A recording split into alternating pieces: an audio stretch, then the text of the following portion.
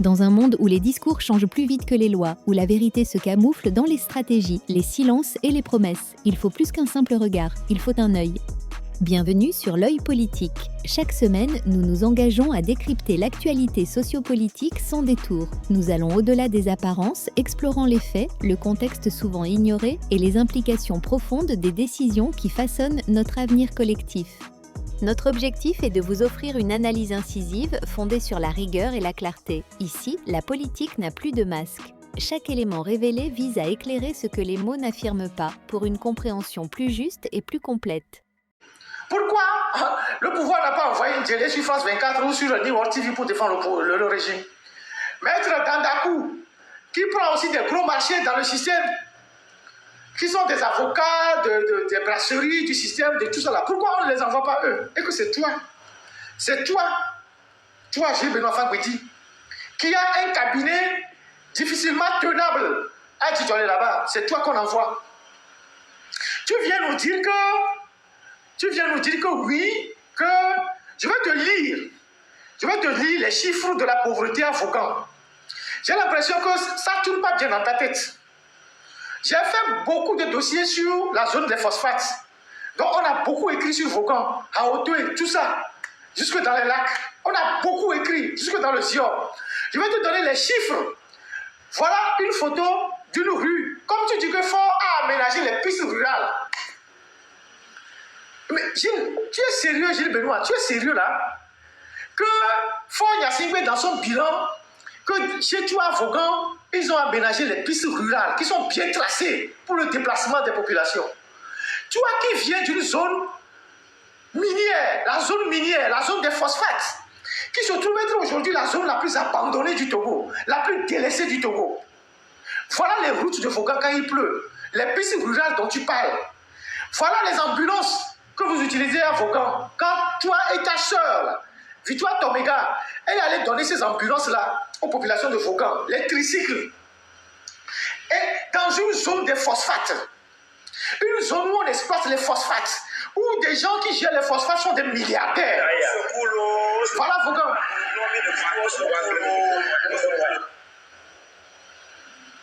Au point Vaughan mémoire.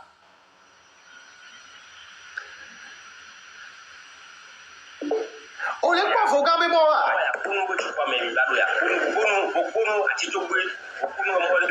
n'est pas Vaughan mémoire. Tu vois les rues de Vaughan là?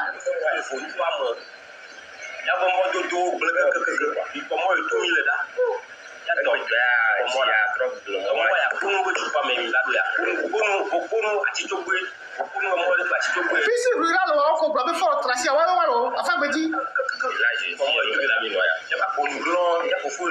Enfin, Bedi. Vaughan mémoire. Et moi, il y a les bons doigts, les Vaughan. Oh, malo. Enfin, Bedi.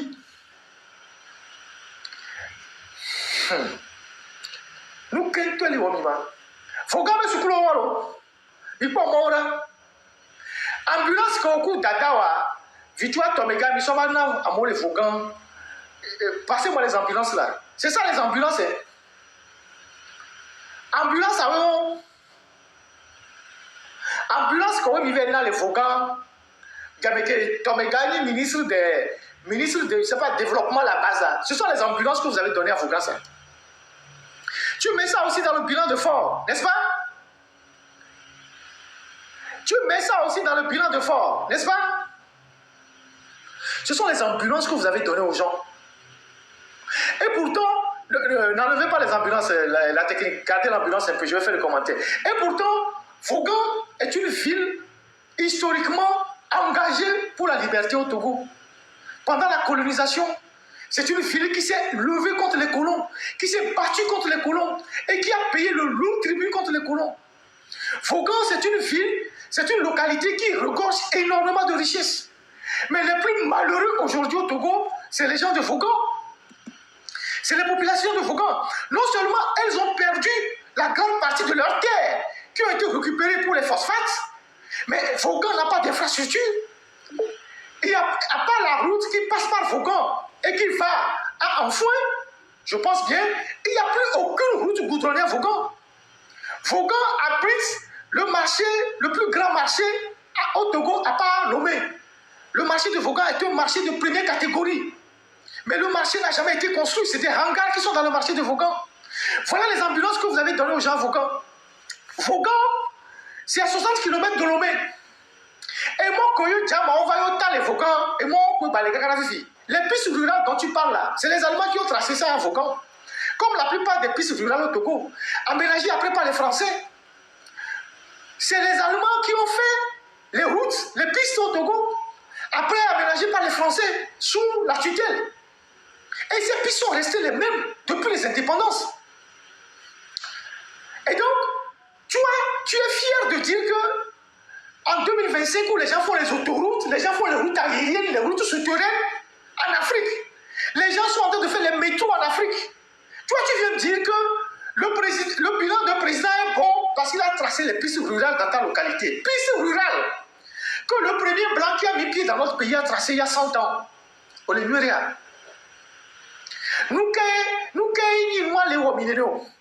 C'est quoi ton problème?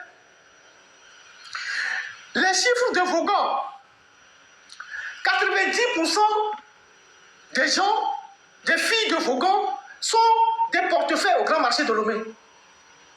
90% des filles de Vaughan sont à Lomé en train de faire abattre les portefeuilles. 90%. Vaughan est la préfecture qui a le taux d'analphabétisme le plus élevé au Togo. Le taux d'analphabétisme, c'est pas parce que toi tu es avocat que tu penses que tout le monde est avocat à Vaughan. C'est le taux d'analphabétisme le plus élevé au Togo. Et pourtant, c'est eux qui ont les phosphates. 90% des filles à Vaughan partent à Lomé pour servir à Baté. Les hommes, ils partent au Nigeria, au Bénin et au Nigeria. Le nom est les pléthores. Anigban Balamola Dabreo. Anigban Balo. Amo collège Anigban, Vaughan collège Anigban. Oh, il a noté, oh, il a tablibo, écoutons, oh, il a pas mono. Faut les dire Anigban les lois Dabreo. Et il n'y a plus de terre à Vaughan. Et il n'y a pas de l'eau potable à Vaughan. Il n'y a pas de l'eau potable à Vaughan. La ville la majorité de Vaud, l'eau des puits, à grand diamètre, c'est dans les cimetières. Et si que on a pour les Vaughan, Foudoua, Bénicla, bon Foudoulé, il y a bon les coussins, les Vaughan, mais préfecture là même.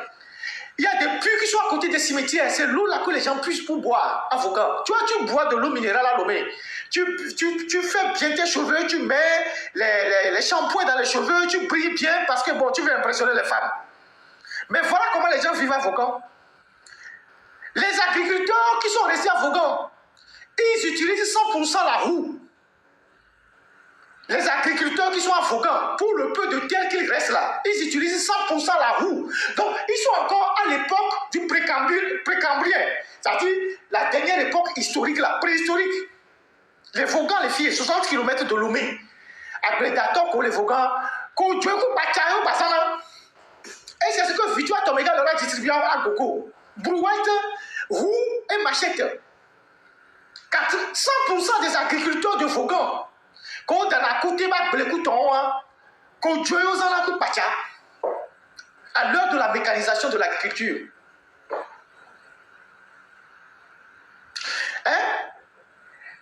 La roue a été inventée à l'âge des métaux.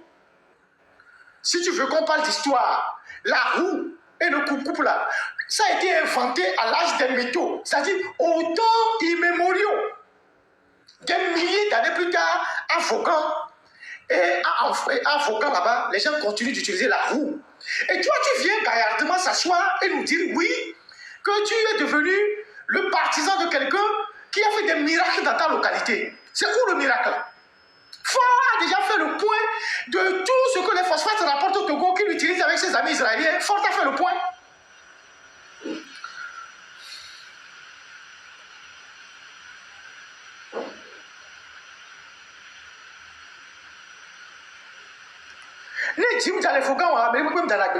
Donc, la population attend que la pluie tombe avant de cultiver à Vaughan. Et donc, toi, tu t'es levé gaillardement pour venir nous dire que oui, le président, le PCM, Ford Assingbe, a un bilan, il donne 30 000 francs aux femmes pour les aider, il a fait ci, il a fait ça, il a fait ça. Et tu mets ça dans son bilan, et tu n'as pas honte. Qu'est-ce qui te pousse, qu'est-ce qui te pousse à te ridiculiser comme ça? Parce que vous êtes nos grands frères, on peut vous dire aussi la vérité. Nous avons cheminé ensemble. Qu'est-ce qui vous pousse à vous ridiculiser comme ça? Parce que tu as des besoins financiers, tu as les femmes, tout ça. Parce qu'on sait que, on sait que tu as tellement de femmes et des enfants, il semble que tu en as au moins des enfants de 8 femmes. C'est énorme, hein? On sait que, bon, tu es un franc-tireur, ça on le sait. Mais celui qui veut t'acheter aussi, il étudie tes habitudes. Il essaie de voir si tu aimes le luxe, tu aimes l'argent, tu aimes les voitures. C'est comme ça qu'on étudie les gens avant de les corrompre. C'est comme ça qu'on étudie les gens avant de les corrompre. Si c'est parce que tu as eu des difficultés à tenir ton cabinet et tout ça, au moins pour garder ta dignité, tu aurais pu demander, ah les gars, aidez-moi. Je dis toujours aux gens qu'aujourd'hui, avec les réseaux sociaux, avec toutes les capacités qu'on a aujourd'hui, si on a un combattant qui est en difficulté, on peut l'aider. C'est pour ça que quand les gens racontent des histoires, parfois je lis et puis je rigole.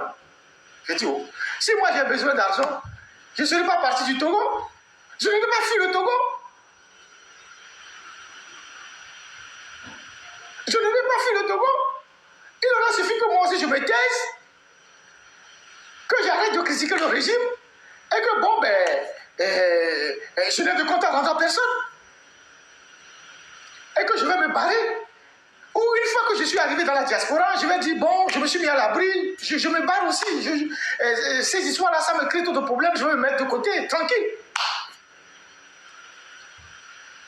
On peut lancer un GoFundMe pour te soutenir. On peut demander aux Togolais de cotiser si tu es dans la lutte. Si moi, Ferdinand, aujourd'hui je suis en difficulté et que j'ai vraiment besoin d'argent au point que je ne sais pas, je ne sais quoi faire, au lieu d'aller me compromettre, je dis toujours aux gens, mais vous savez combien je peux lever sur Internet?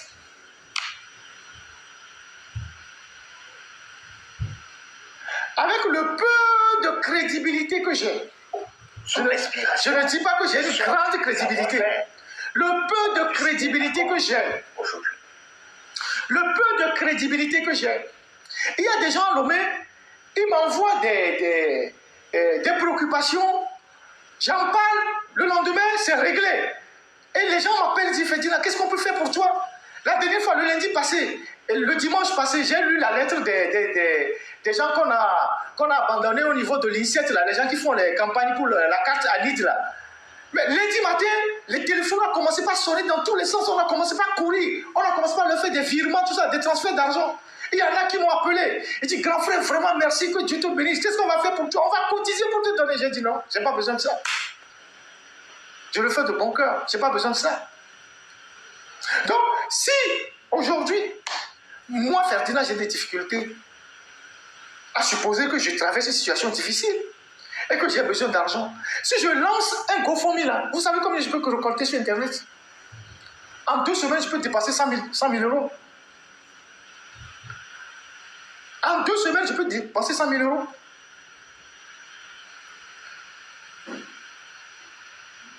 Je peux dépenser, si je dis aux Togolais, les 12 000 Togolais qui sont là sur YouTube, ceux qui sont là, tous ceux qui sont connectés, je dis, les gars,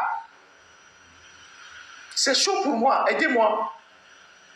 Vous imaginez combien les Togolais peuvent me donner? Il y a des gens qui m'appellent, qui disent, Ferdinand, tu as besoin de quoi? Je dis, rien du tout. Ils sont même surpris. Ils sont même surpris.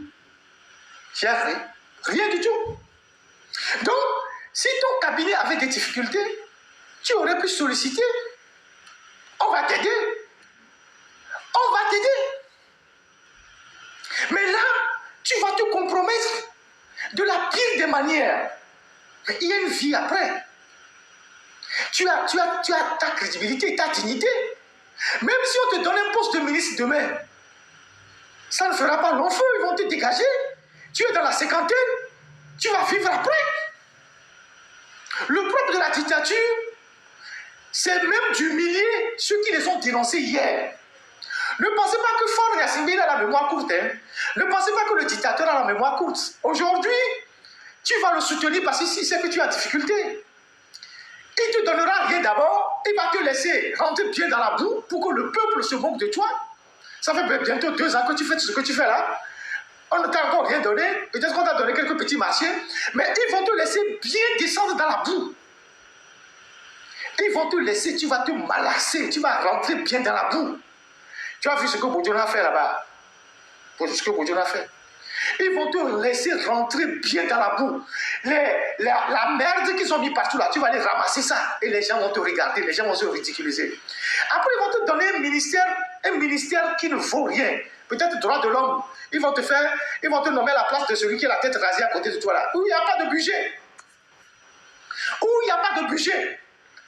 Tu vas rentrer dans le ministère, tu vas dire, oh, ministère en top, et Kamoulia, on a dit non, dans bureau, mais fou, donc tu vas grignoter sur les petits projets. Et quand tu vas sortir de ce ministère-là, tu n'auras plus rien. Parce que quand tu deviens ministre, tu rentres dans un autre standing. Tu vas vouloir vivre comme un pacha, tu vas boire les meilleurs vins, les meilleurs champagnes, tu vas acheter les meilleures vestes, tu vas draguer de nouvelles femmes. Et quand on va te chasser du ministère, il ne te restera rien. Tu vas arriver dans ton cabinet et tu seras seul. Tu seras seul. Même ce que tu fais aujourd'hui là, déjà, les gens vont fuir ton cabinet. Et nous collons, la manière dont tu es en train de te prostituer là. Les gens qui vont t'amener un dossier, ils vont fuir. Et ton cabinet sera désert. Kofigo avait un cabinet en 90, jusqu'en 80 combien. Quand il a rallié, il y a 2 mois, il n'avait plus de cabinet. Son cabinet était à côté de la station d'essence qui est en face de la BTCI là-bas. Il n'avait plus de cabinet. Parce que les gens ont dit qu'il a trahi. Qui va prendre un dossier pour aller donner à quelqu'un? Donc, il faut mesurer les conséquences de ce que tu es en train de faire aujourd'hui. Sachant que ce régime-là, il est en difficulté, il est en fin de vie. Si Faure Gnassingbé est obligé d'aller choisir des gens comme vous pour aller le défendre sur les médias, c'est qu'il est en difficulté. Il est énormément en difficulté. Tout le cinéma que vous avez organisé à Kara là-bas, que Adjouvi a évoqué. Si vous pouvez me passer la vidéo, voilà, j'ai dit que si j'ai oublié quelque chose, je vais revenir là-dessus. Si vous pouvez me passer la vidéo de Faure Gnassingbé devant les jeux de Vala à Kara là-bas, si vous avez la vidéo, la technique, montrez-moi la vidéo, je vais décortiquer cette vidéo-là. Parce que Adjouvi a évoqué cette vidéo-là sur France 24 et a tenté de manipuler l'opinion dans un mensonge éhonté. Il faut que j'explique cette vidéo-là. Et toute la manipulation qui est derrière. Dans 20 minutes, je vais arrêter le live. Parce qu'il y a des gens qui sont en train de m'envoyer des messages que le M66 a un live tout à l'heure. Ok, moi je vais finir. C'était pas trop courant, mais je vais finir pour que les gens aillent là-bas. Et dans 20 minutes, je vais arrêter le live. Mais je vais décortiquer cette vidéo-là. Parce que ces gens-là, il faut les déconstruire de façon méthodique. Donc, Adjouvi, quand on lui posait la question sur Amron, il dit oui, Amron n'est pas le seul artiste au Togo, et que d'ailleurs, il y a plusieurs artistes qui sont arrivés à Kara et qui ont témoigné de leur soutien au président du conseil. Mais qui se réservent de citer leur nom parce qu'ils ne veulent pas les jeter en pâture. On sait que les artistes qu'on a cornaqués, voilà. Regardez la vidéo, j'arrive. Regardez la vidéo, j'arrive. On sait que les artistes qui sont allés à Kara là-bas, qui ont été sollicités pour le concert, ils ont eu leur cachet de concert, mais après ils sont partis saluer Faure Gnassingbé. Ils ont été reçus en privé.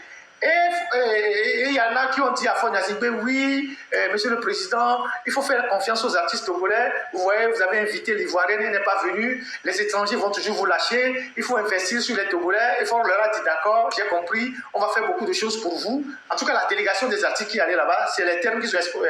Et on leur a donné après, quand, en dehors du cachet qu'ils ont eu pour le concert, quand ils sont allés voir Faure, on leur a donné, pour acheter le carburant, pour le retour, on a donné à certains 300 000, d'autres 500 000. Et c'est ça que Adjouvi vient exposer sur France 24 en disant que oui, les artistes sont allés là-bas pour témoigner leur soutien à Faure Gnassingbé.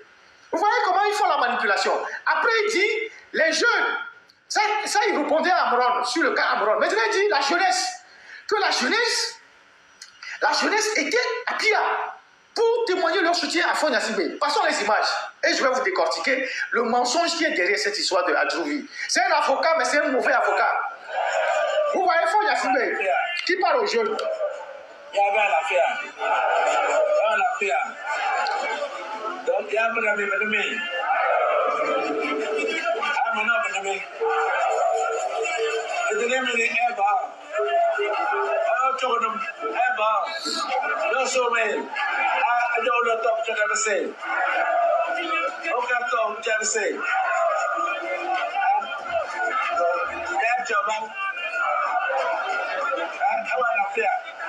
Yes, and I am on that toilet at the same time.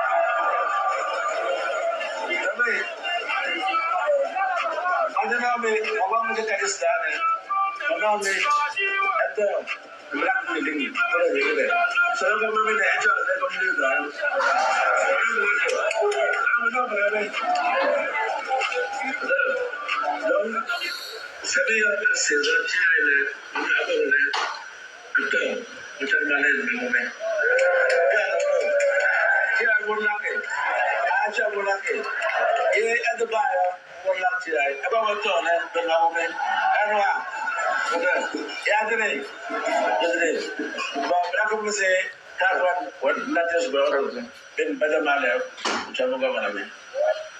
Ok, voilà la vidéo de Fonia Sibé à la fin des évalas et c'est même sur le même lieu que Pascal Bojora a pris la parole pour raconter ce qu'il a raconté.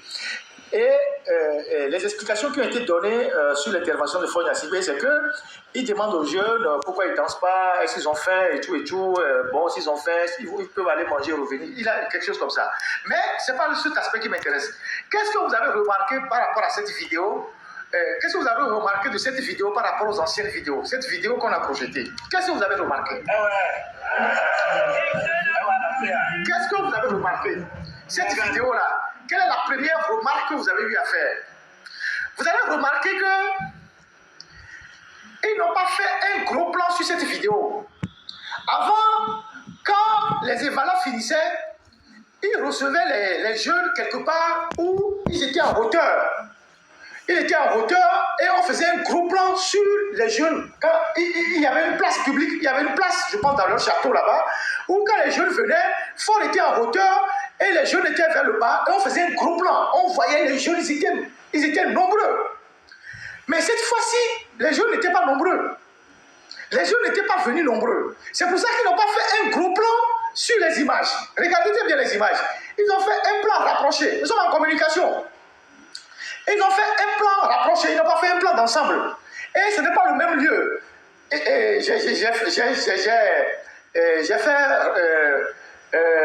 J'ai passé cette vidéo à certaines personnes qui m'ont expliqué que là où il a reçu les jeunes, c'est là où l'hélicoptère atterrit. Et donc, ce n'est pas une place très grande. Donc, ceux qui sont venus n'étaient pas nombreux. Donc, c'est pour ça qu'on n'a pas fait un gros plan sur l'ensemble des jeunes qui étaient là. Ça, c'est la première remarque. Donc, ils ont fait un plan rapproché pour que le fait que le nombre ne soit pas nombreux ne soit pas remarqué. Ça, c'est un. En plus, les jeunes boudaient. C'est pour ça qu'ils ne dansaient pas. Et donc, c'est cette image-là que Adjouvi transporte sur France 24 pour nous dire que les jeunes sont venus massivement, la jeunesse est venue massivement soutenir Fonia Sibé. Cette jeunesse-là, elle est représentative du Togo. Parce que ici, nous sommes dans un cadre purement culturel d'une communauté. C'est la fête d'une communauté. C'est nos frères capiens qui font leur évala et qui ont terminé leur évala et qui viennent saluer Fonia Sibé. Avec l'espoir qu'en repartant, ils vont prendre 10 000, 5 000 pour gérer leur soirée. Et donc, en quoi cette jeunesse est représentative de toute la jeunesse togolaise? Pour que Adjouvi puisse en faire un argument sur un média pour dire que oui, les jeunes sont venus massivement réitérer leur soutien à Fonia Sibé. Puisque les jeunes qui sont ici, ils sont purement des jeunes de la communauté des Évalas. Et donc, c'est une communauté bien définie. Les gens sont dans un cadre culturel. Donc, quand on dit que le pouvoir utilise les Évalas à des fins de manipulation politique, c'est ça la preuve. C'est la preuve de ce que Adjourvi est parti raconter sur France 24 en disant oui, les jeunes, la jeunesse togolaise. Il n'a pas dit les jeunes, il a dit la jeunesse togolaise. Il n'a pas dit les jeunes de Kara. Il a dit la jeunesse togolaise est venue exprimer son soutien massivement à Faure Gnassingbé. Or, ici, ce sont les Évara. C'est la jeunesse d'une communauté. Et c'est une fête qui se termine en joie. Et les gens savent qu'en venant saluer le président, ils vont avoir un peu d'argent. Donc, qu'est-ce que ça a à voir avec la politique? Qu'est-ce que ça a à voir avec la politique? Si on avait fait le tour de toutes les manifestations culturelles du Togo, Anéro, Palimé, Notien, Dapao, et que les jeunes dans toutes ces localités ont fait des sorties pour soutenir Faure Gnassingbé dans une marche de soutien, là on va dire, ah, toute la jeunesse togolaise soutient Faure Gnassingbé. Ici, c'est une communauté. En quoi c'est représentatif de toute la jeunesse togolaise? Monsieur Adjourvi, il faut que vous arrêtez la manipulation. Et donc, les jeunes qui ont fait des vidéos à Kara là-bas, qui ont dit enlever la politique dans notre culture parce que ça casse la culture, ils ont raison. Les jeunes qui ont fait les vidéos pour dire, qui dansaient, qui ont dit il faut enlever, parce qu'il y a la dame qui fait les vidéos, qui traduit sur TikTok et sur les réseaux sociaux, elle a expliqué ça, que la chanson que les jeunes chantaient, c'est qu'ils n'ont qu'à enlever la politique de leur tradition. Les jeunes qui ont fait ça, ils ont raison. Puisque à la fin, vous utilisez ces images-là à des fins de manipulation politique. Donc, Adjourvi, ton argument selon lequel les jeunes sont partis réitérer leur soutien, la jeunesse est partie réitérer son soutien à Faure, c'est un argument faux. Tu es un avocat véreux. C'est un argument qui ne tient pas la route. On sait que traditionnellement, à chaque fois que les luttes finissent, les jeunes vont au domicile du président pour le remercier, avec l'espoir qu'en repartant, ils prennent 10 000, 5 000 pour gérer leur quotidien.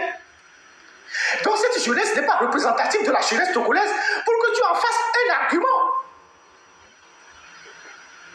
Donc voilà un autre aspect de la manipulation sur France 24 que j'ai tenu à décortiquer. C'est pour ça que j'ai dit, si j'avais oublié quelque chose sur la Adjourvi, je vais revenir là-dessus. Vous prenez les gens pour des cons. Et même parmi ces jeunes-là, beaucoup de Faure. C'est pour ça qu'ils n'ont pas chanté, ils n'ont pas dansé. Faure même l'a remarqué, c'est pour ça qu'il est surpris qu'ils ne dansent pas. Il est surpris. Aujourd'hui, tout le monde comprend que les jeunes là-bas sont suffisamment sensibilisés. Le travail que font les Olivier Ama, les chefs cantons, les marraines, tous ceux qui envoient des messages en milieu cabien, tout le monde voit que ça ne commence pas à prendre. C'est pour ça que cette année, ils n'ont pas vu beaucoup de jeunes venir à cette rencontre-là. C'est pour ça qu'ils ont fait le petit plan là. Ils n'ont pas fait le gros plan. Et c'est ça qui a poussé les gens comme les Pascal Bodjoula, parce que les gens ne sont pas sortis, à dire aux gens que oui, il ne faut pas suivre les gens qui manifestent, c'est les saboteurs, c'est des chiens qui aboient et que le chien ne ferait pas le lion. C'est parce que les gens ne sont pas sortis. C'est pour ça qu'ils ont fait tout ça. Donc, Adjourvi, je ne sais pas si tu as une fois gagné un procès, mais je suis certain que si vous et moi on se retrouve au tribunal pour défendre un dossier, moi je ne suis pas avocat, mais je vais t'écraser. Je vais t'écraser. Au moins ça. Au moins ça. Certainement que tu seras reconduit maire. Non, tu seras reconduit ministre. Tu vas être aussi le maire de Golfe 3 pour remplacer Kamal Adjaï. C'est toi qui pilotes la liste là-bas. On vous souhaite bonne chance dans vos nouvelles missions de défense de Faure Gnassingbé.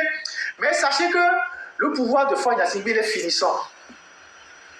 Et la tendance là que vous voyez là, elle ne va pas se calmer. Vous ne pensez pas que tout est calme. Vous le savez d'ailleurs, c'est pour ça que vous ne voulez pas rétablir les réseaux sociaux. Sachez que la colère va monter. Parce que naturellement, Faure, il a fini, il est fatigué. Il fatigue les gens. Vous avez même vu Faure Gnassingbé à Kara là-bas, il est fatigué. Vous l'avez forcé à faire les bains de foule et tout ça, mais vous avez vu son visage. Faure Gnassingbé est apparu tout le long des Évara fatigué. Fatigué. Quand vous voyez son visage, vous allez remarquer qu'il ne dort pas ou il dort mal. Il est peut-être aussi dans l'alcool. Là, vous voyez son visage, vous allez voir que c'est quelqu'un qui est fatigué. C'est quelqu'un qui est fatigué. Quand vous voyez les photos rapprochées de Faure pendant les Évara, vous allez constater Tirez un peu les photos et vous allez analyser les photos. Vous voyez qu'il est fatigué. C'est pour ça que je dis, quand on est dans cet état-là, pourquoi on force? Pourquoi tu veux forcer? Je t'ai toujours dit, tu as fait 20 ans au pouvoir, c'est une grâce. Plus personne n'aura cette chance dans votre famille. Ton père a dirigé 40 ans, tu as dirigé 20 ans. Tu n'as pas fait grand-chose. Tu as fait ce que tu peux. Parlons comme ça, simple comme ça. Tu n'as pas fait grand-chose. Ton bilan, il n'existe nulle part, comparativement aux voisins. Mais, il faut que tu comprennes qu'en dehors du pouvoir, il y a la vie.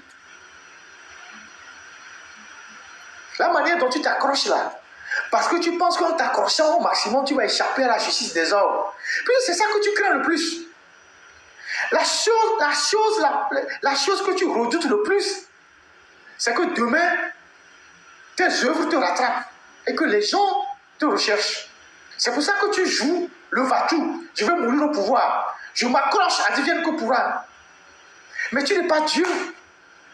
Les événements peuvent te lâcher. La nature peut te lâcher. Tout peut arriver. Donc, personne ne souhaite que tu finisses ton parcours par l'humiliation. En tout cas, moi, je ne le souhaiterais pas. Même si tu exprimes une certaine méchanceté envers les autres. Personne ne souhaiterait ça. Et je le répète encore, les Togolais ne sont pas méchants. Les Togolais ne sont pas méchants. Ils te demandent juste de partir dans la tranquillité. Tu as suffisamment fait. Tu as fait 20 ans. Tu as fait tout ce que tu pouvais faire avec le pouvoir. Tu t'es enrichi. Mais si tu t'entêtes avec les troubadours qui t'entourent là, les zozos, les petits gars qui t'entourent là, qui te font croire que tu es immortel. Mais demain, ça va être très chaud. Parce que la jeunesse ne peut plus attendre. Vous avez dirigé le Togo pendant 20 ans. Vous n'avez pas servi de modèle. Je disais à quelqu'un, il y a cela quelques jours, que fort Yasingbe, on comprend, quand on l'étudie psychologiquement, on l'étudie sur le plan psychanalytique, on peut comprendre tout ce qu'il fait. Parce que le milieu dans lequel il a grandi a été un milieu qui lui a été certainement défavorable sur plusieurs points. Il est un enfant d'un chef d'État qui s'est fait beaucoup d'argent, il a eu beaucoup d'argent, riche, mais il y a beaucoup de choses qui lui ont manqué. Et donc, sur le plan psychologique ou psychanalytique, des gens comme ça, naturellement, ils pensent que les autres sont à l'origine de leur malheur ou de leur déséquilibre mental. Donc, ils en veulent à tout le monde. Et ils sont méchants naturellement. Et donc, j'ai expliqué à cette personne-là que fort, il n'a pas de famille. Il n'a pas de famille. La personne dit, mais pourquoi je dis qu'il n'a pas de famille, qu'il a des enfants, tout ça. Je dis non. La famille, ce n'est pas seulement de faire la foi des enfants. La famille, sur le plan anthropologique et sociologique, c'est de fonder un foyer, d'avoir une femme qui est là, avec des enfants à qui on transmet des valeurs. Et quand l'enfant revient le soir de l'école, ou que toi tu reviens, tu dis, ah, vous avez étudié quoi, le maître a dit quoi, le professeur a dit quoi, je vais regarder dans ton cahier, qu'est-ce que tu as fait aujourd'hui à l'école et tout ça. Fort n'a aucune femme qui vit chez lui à la maison. Tous ces enfants, ce sont les femmes qui les éduquent. Donc il n'a pas une famille dans le sens propre du terme. Ces ministres font pareil. Bahara n'a pas une femme chez lui à la maison. À Djoubi, je ne sais pas s'il en a, il y a plein de ministres qui n'ont aucune femme chez eux à la maison. Donc ces gens-là, ils ne comprennent pas les souffrances des Togolais. Ils ne comprennent pas les souffrances des Togolais. Une famille, c'est d'avoir sous le même toit des enfants, une femme. Et même parfois, quand tu fais des bêtises, ta femme se réveille la nuit et dit, papa, oui, ou par exemple, si tu es à la maison, tu abuses un peu de l'alcool, ta femme va te dire, non papa, je t'arrache le verre. Que je t'arrache le verre. Papa, je t'arrache le verre. Est-ce que papa, est-ce que tu as pris tes médicaments? Papa, non, tu ne dois pas faire ça, tu ne dois pas abuser de ça. C'est ça la réalité. Et il y a des gens avec des maîtresses dehors, mais il avait une femme à la maison. Il avait une femme principale à la maison. Et il avait des maîtresses dehors. Mais il avait une femme principale à la maison, c'était Badayaki. Mais il avait des maîtresses dehors qui lui ont fait des enfants. Fort n'a aucune femme chez lui à la maison. C'est la femme qui va lui dire, ah papa, tu sais, et tu vas aller plaider à mon livre, c'est difficile. Et nous, on essaie, on plaît quelqu'un jour. Et quand tu arrives dans les filles, quand Dieu a dit que moulot, il n'a personne pour lui dire ça. Il n'a que ses majordomes. Et ces gars qui font la sécurité, qui sont chez lui à la maison, c'est eux qui font l'entretien. Et donc, quand on a une vie comme ça, on se livre à tous les essais. Si vous voulez faire des bêtises aujourd'hui à la maison, parce que vous n'avez pas de femme et d'enfants, vous pouvez faire toutes les bêtises que vous voulez à la maison. Et donc, des dirigeants comme ça ne sont pas en réalité des modèles pour la société. Et c'est ce que j'expliquais à la personne. Je dis, prenez fort, étudiez-le psychologiquement. Il n'a pas quelqu'un qui est à la maison, avec des enfants qui sont chez lui à la maison, qui viennent, ah papa, bonsoir, vous êtes rentré du boulot, ah mon enfant, comment tu as fait les études, est-ce que tu as bien fait ce devoir, je vais regarder tout ça. Ces enfants sont dehors, ce sont les femmes qui les éduquent, ou les familles des femmes qui les éduquent. Tirer sur les enfants, tirer les femmes et avoir les enfants dehors, c'est pas une famille ça. La famille, sur le plan sociologique et anthropologique, c'est de fonder un foyer, d'avoir une femme, des enfants, de leur éduquer, de leur transmettre des valeurs. Bahara, il n'a pas de femme chez lui. Lui, il réfléchit le soir, comment je prends le téléphone pour appeler une go là, je vais la tirer le soir au bord de la piscine, faire un peu les bêtises et tout ça. C'est tout leur fantasme ça. Il n'y a pas de femme à la maison. C'est ça la réalité. Donc ces gens, difficilement, ils compatissent avec la souffrance du peuple. Difficilement ils compatissent. Parce qu'ils n'ont aucune idée de ce qui se passe dans les marchés, de ce qui se passe dans les pharmacies, de ce qui se passe pour les jeunes qui n'ont pas de boulot.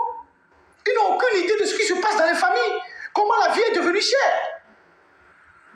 C'est ce que là j'ai dit à la personne. Et elle m'a dit, Ferdinand, tu as raison, j'ai compris. Donc, fort, tu as suffisamment rassemblé de l'argent. Tu peux aller vivre tranquillement. Il faut y penser. Je ne suis pas un devin. Je ne suis pas un oiseau de mauvaise augure. Mais je suis convaincu que... Je suis convaincu dans mon fort intérieur, sans savoir ce qui va se passer réellement demain ou la manière dont ça va se passer, que la nature, que les dieux t'ont lâché.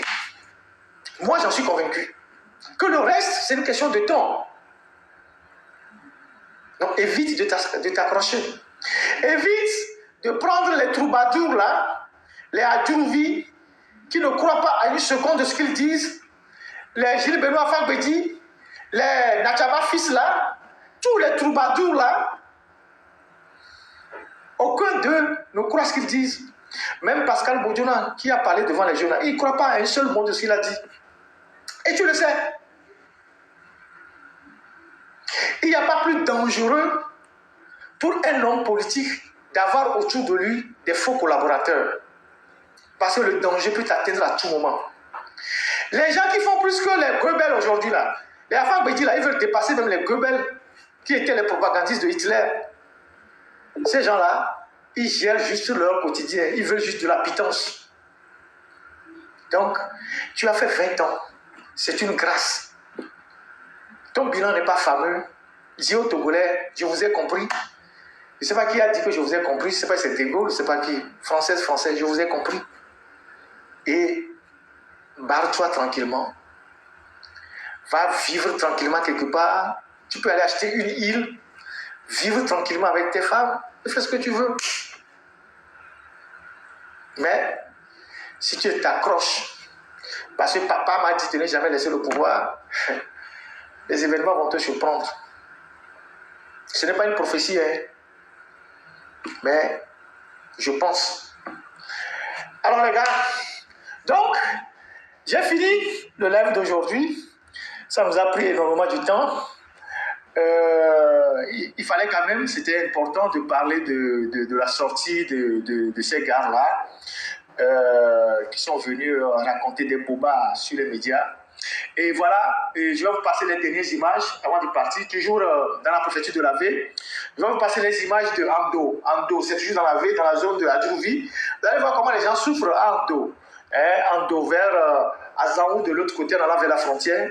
Vous voyez les pistes rurales dont afin que j'y parle. Vous voyez les pistes de Ando là. Nous sommes ici à Ando, dans la préfecture de la V. Voilà les pistes rurales. que Afang Bédi dit que ça a été bien aménagé, des retenues d'eau, et vous imaginez que les gens boivent cette eau-là, ils vont chercher l'eau là, dans cette retenue, c'est ce qu'ils boivent, à la même source que les animaux. Funa mauvais ça c'est à Ando. Ceux qui connaissent Ando, c'est vers Azan ou de l'autre côté, en allant vers le Ghana. Voilà les routes que Afang Bédi est en train Afang Bédi est en train de valoriser. Et donc, moi, j'ai été adjoint au maire en France. Je ne peux pas amener une coopération, une relation pour venir construire les écoles, les bibliothèques de la préfecture où je suis député. À Drouvi. Et tu viens raconter des conneries. Des conneries. Voilà les routes. Voilà les routes dans les localités. Sicamo, c'est ça. C'est ce que vous venez vendre à l'extérieur. C'est ce que vous venez vendre à l'extérieur. Vous êtes que des comédiens. Voilà. Et je vais terminer ce live avec un petit coup de gueule à l'endroit de nos compatriotes qui sont en Suisse là. Le week-end passé, Adédié était en Suisse pour participer à une réunion de l'Union parlementaire, une réunion des parlementaires à Genève là-bas. Et ce qui m'a le plus surpris, alors que sa visite avait été annoncée par un communiqué et que nos compatriotes qui sont à Genève là-bas ou en Suisse auraient pu spontanément aller manifester devant l'hôtel ou l'endroit où ils tenaient cette conférence-là avec la photo de Jean-Paul Omolou. C'était la meilleure occasion d'aller avec la photo de Jean-Paul Omolou qui est aujourd'hui dans une situation très difficile avec des problèmes d'yeux à la prison. Nos compatriotes de la Suisse auraient pu, même si c'est 2 ou 3 personnes avec une pancarte, un drapeau togolais, un mégaphone et la photo de Omolou, peut-être même solliciter la femme d'Omolou et ses enfants, aller crier devant le bâtiment où ils sont en train de faire cette conférence-là pour dire libérer Omolou. Tous les médias qui étaient là-bas allaient venir couvrir ça. Vous avez laissé, Adédié a fait son petit numéro. Je n'ai pas dit de faire une manifestation pour aller agresser quelqu'un, non. Je dis une manifestation pacifique avec la photo de Jean-Paul Omolou pour vous pointer devant l'hôtel où il se déroulait la conférence. Vous savez que la conférence, là, il y avait les médias qui venaient. Ne serait-ce que ça, en brandissant la photo de Jean-Paul Omolou, même si vous êtes 2, 3, 4, 5, ça aurait déjà eu un écho. Personne. Personne. Et pourtant, vous dites vous battre pour Omolou. Personne.